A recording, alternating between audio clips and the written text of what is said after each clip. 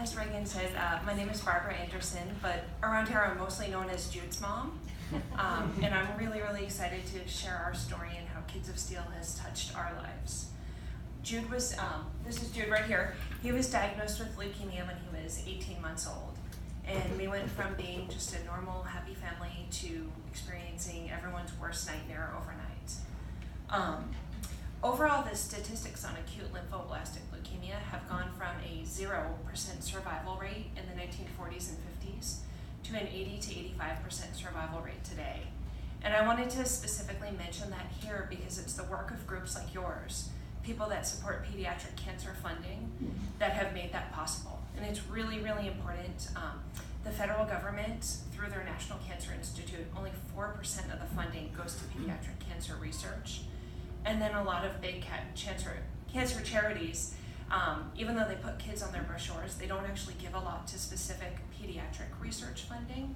So what you do is really, really important, and it really means a lot to stand up for pediatric specific research. So Jude was diagnosed when he was 18 months old, and he relapsed the first time in January 2015. And as you can imagine, my husband and I were just absolutely devastated and freaking out, and we thought, we have to go, we have to leave, we have to go to where the best and the brightest are. And we eventually, for his first bone marrow transplant, we went to the University of Minnesota. As Dr. Gisham was saying, that's one of the big centers for transplants. And that went well until Jude relapsed again at day 75 after his transplant. And then we traveled to Seattle, and we traveled to Children's Hospital of Philadelphia for 2 different immunotherapy trials.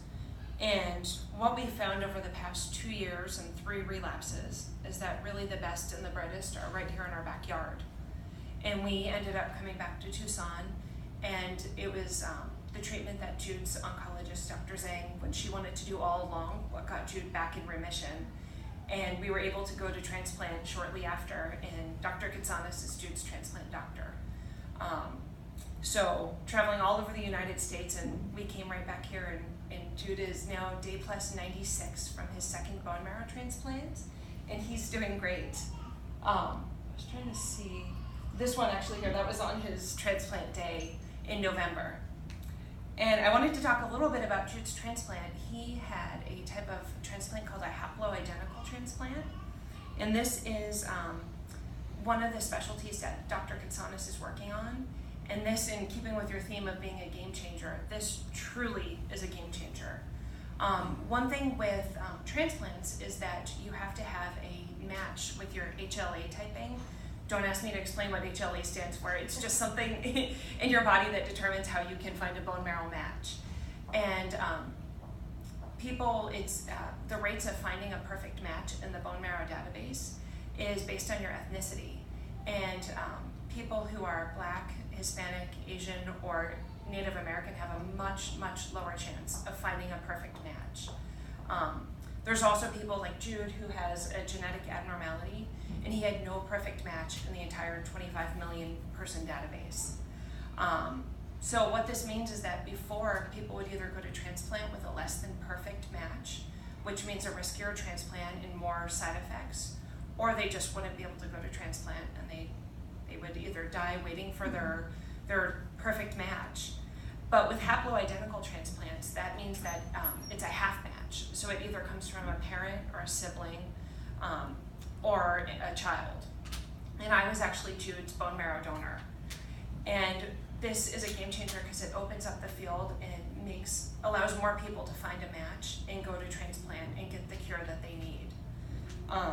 And this is something I wanted to specifically mention this because Kids of Steel is supporting Dr. Katsanis' research in finding different chemotherapy combinations to use before and after transplant to improve the haploidentical transplant process.